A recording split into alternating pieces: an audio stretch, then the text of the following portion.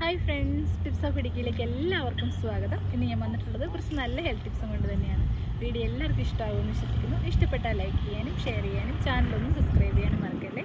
പിന്നെ നമുക്ക് tips of ഇടിക്കുന്ന വലിയൊരു ഫേസ്ബുക്ക് പേജുണ്ട്, ഇൻസ്റ്റയിൽ ഒരു പേജുണ്ട്, അതും ഒന്ന് സപ്പോർട്ട് ചെയ്യാൻ മറക്കല്ലേ കേട്ടോ. അപ്പോൾ നമുക്ക് ഇന്നത്തെ വീഡിയോയിലേക്ക് പോയാലോ. ഹായ് ഫ്രണ്ട്സ്, ഇന്നത്തെ വീഡിയോ ചുമയും ജലദോഷവും കഫക്കെട്ടുമൊക്കെ മാറ്റാൻ പറ്റിയ നല്ലൊരു സൂപ്പറായിട്ടുള്ള നാച്ചുറലായിട്ട് നമുക്ക് ഉണ്ടാക്കാൻ പറ്റുന്ന ഒരു കട്ടൻ കാപ്പിയാണ് കേട്ടോ. കാപ്പിപ്പൊടി ഇല്ലാതെ തന്നെ നമുക്കിത് റെഡിയാക്കി എടുക്കാൻ പറ്റും. സിമ്പിളായിട്ട് ഉണ്ടാക്കിയെടുക്കാൻ പറ്റുന്ന നല്ല സൂപ്പറായിട്ടുള്ളൊരു ഇഫക്റ്റീവായിട്ടുള്ള ഹോം റെമഡിയാണ്. എല്ലാവരും ട്രൈ ചെയ്ത് നോക്കണേ.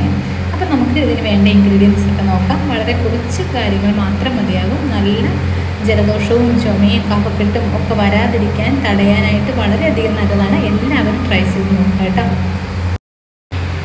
അപ്പം നമുക്ക് അതിന് വേണ്ടിയിട്ട് കുറച്ച് നമ്മുടെ വീട്ടിൽ അവൈലബിൾ ആയിട്ടുള്ള സാധനങ്ങൾ വേണം. ആദ്യമേ ഞാൻ എടുത്തിരിക്കുന്നത് പനിക്കൂർക്കയിലയാണ് കേട്ടോ. പനിക്കൂർക്കയിലയുടെ 2 പനിക്കൂർക്കയില എടുക്കുന്നുണ്ട്. അതുപോലെ തന്നെ നമുക്ക് വേണ്ടത് 2 ചെറിയ ഉള്ളിയാണ്. അതായത് നമ്മളുടെ ചുവന്നുള്ളി ഉണ്ടല്ലോ, അത് 2 വേണം. അതുപോലെ തന്നെ നമുക്ക് ഒരു 3-4 കതിർപ്പ് നമ്മളുടെ തുളസി ഇലയും കൂടി വേണം കേട്ടോ. അപ്പോൾ ഈ 3 ഇൻഗ്രീഡിയൻറ്റ് ഞാൻ ഇവിടെ എടുക്കുന്നുണ്ട്. ഇനി ബാക്കി കാര്യങ്ങൾ നമുക്ക് ചേർക്കുന്ന സമയത്ത് പറയാവേ. ഇനി ആവശ്യത്തിന് വെള്ളം എടുക്കുക, ഒരു 1/2 ലിറ്റർ വെള്ളം എടുക്കുക. അതിനകത്തേക്ക് നമുക്ക് നമ്മളുടെ ഈ പനിക്കൂർക്കയിലയും തുളസി ഇലയും കൂടെ ചതച്ച് നമ്മളുടെ ആ ഒരു എടുത്ത് വെച്ചിരിക്കുന്ന വെള്ളത്തിലേക്ക് ചേർത്ത് കൊടുക്കാവേ. നമുക്ക് നമ്മളുടെ ഉള്ളി ഒന്ന് ചതച്ച് അതിനകത്തേക്ക് ചേർത്ത് കൊടുക്കാം കേട്ടോ. ചെറിയ ഉള്ളിയാണ് ഞാൻ എടുത്തിരിക്കുന്നത്. ചെറിയ ഉള്ളി വളരെയധികം നല്ലതാണ്. നമ്മുടെ രോഗപ്രതിരോധ ശേഷി വർദ്ധിക്കാനായിട്ട് വളരെയധികം നല്ലതാണ് നമ്മുടെ ചെറിയ ഉള്ളി. അടുത്തായിട്ട് നമുക്ക് വേണ്ടത് കുരുമുളകാണ്. കുരുമുളക് ഇവിടെ 1/4 ടീസ്പൂൺ കുരുമുളക് എടുക്കുന്നുണ്ട്. അത് നന്നായിട്ട് ചതച്ചതിന് ശേഷം നമുക്ക് വെള്ളത്തിലേക്ക് അങ്ങ് ചേർത്ത് കൊടുക്കാവേ. ഈ കുരുമുളക് നമ്മൾ ചേർത്ത് കൊടുക്കുന്നത് ഒച്ചയടപ്പൊക്കെ മാറാൻ വേണ്ടിയിട്ട് വളരെയധികം നല്ലതാണ് കേട്ടോ. അതുപോലെ തന്നെ പനി മാറാൻ വേണ്ടിയിട്ടും നല്ലതാണ്. പനി വരാതിരിക്കാനായിട്ടൊക്കെ നമുക്ക് ഈ ഒരു ഡ്രിങ്ക് ഉണ്ടാക്കി കുടിക്കുന്നത് വളരെയധികം നല്ലതാണ്. ഇനി നമുക്ക് ചേർത്ത് കൊടുക്കേണ്ട മറ്റൊരു പ്രധാനപ്പെട്ട ഇൻഗ്രീഡിയൻ്റ് എന്ന് പറയുന്നത് നമ്മുടെ ഉലുവയാണ് കേട്ടോ. ഉലുവയും നമുക്ക് 1/4 ടീസ്പൂൺ തന്നെ ചേർത്ത് കൊടുക്കാം. ഇനി നമുക്ക് വേണ്ടത് നല്ല ജീരകമാണ് കേട്ടോ. നല്ല ജീരകം ഞാനിവിടെ 1/4 ടീസ്പൂൺ തന്നെ എടുക്കുന്നുണ്ട്. അതുപോലെ തന്നെ നമ്മുടെ വയറിന് അസ്വസ്ഥതകൾ ഉണ്ടാകാതിരിക്കാൻ വേണ്ടിയിട്ട്, ഗ്യാസ് ട്രബിൾ ഉണ്ടാകാതിരിക്കാൻ വേണ്ടിയിട്ടൊക്കെ നമുക്ക് അതിനകത്തേക്ക് ചേർത്ത് കൊടുക്കാനുള്ള പ്രധാനപ്പെട്ട ഇൻഗ്രീഡിയൻറ്റ് തന്നെയാണ് നമ്മുടെ അയമോദകം കേട്ടോ. അയമോദകവും നമുക്ക് 1/4 ടീസ്പൂൺ ചേർത്ത് കൊടുക്കാം. ഇനി നമുക്ക് ചേർത്ത് കൊടുക്കേണ്ടത് ഗ്രാമ്പുവാണ് കേട്ടോ. ഗ്രാമ്പു ഞാനിവിടെ ചെറിയ ഗ്രാമ്പുവാണ് എടുക്കുന്നത്. ഒരു 4 എടുക്കുന്നുണ്ട്. ഇനി നമുക്ക് നമ്മളുടെ ഇൻഗ്രീഡിയൻ്റ് എല്ലാം കൂടി തിളപ്പിച്ച വെള്ളത്തിലേക്ക് അങ്ങ് ചേർത്ത് കൊടുക്കാം. നന്നായിട്ട് തിളച്ച് വരട്ടെ.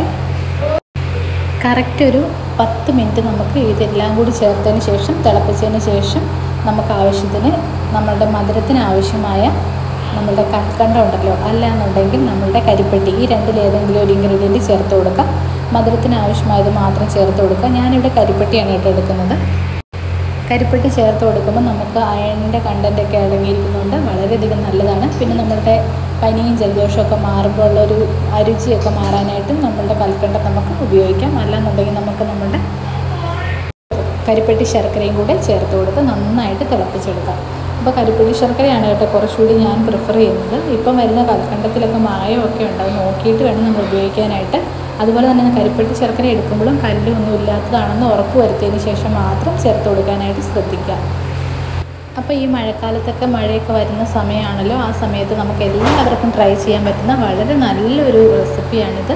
കാപ്പിപ്പൊടിയാണ് ഇടാതെ തന്നെ നമുക്ക് തയ്യാറാക്കിയെടുക്കാം. എല്ലാവരും ട്രൈ ചെയ്ത് നോക്കുക. ഇനി ആവശ്യമുണ്ടെങ്കിൽ നമുക്ക് ഇതിനകത്ത് കാപ്പിപ്പൊടിയും കൂടി ചേർത്തും ഉപയോഗിക്കാം കേട്ടോ. എല്ലാവരും ഉപയോഗിച്ച് നോക്കുക. വീഡിയോ കാണാനായിട്ട് എല്ലാവർക്കും ഒരുപാട് നന്ദിയുണ്ട്. തുടർന്ന് വന്ന വീഡിയോസൊക്കെ കാണുമല്ലോ. മറ്റൊരു നല്ല ടിപ്പുമായി മറ്റൊരു നല്ല വീഡിയോയുമായി വീണ്ടും കാണാം. Thank you for watching.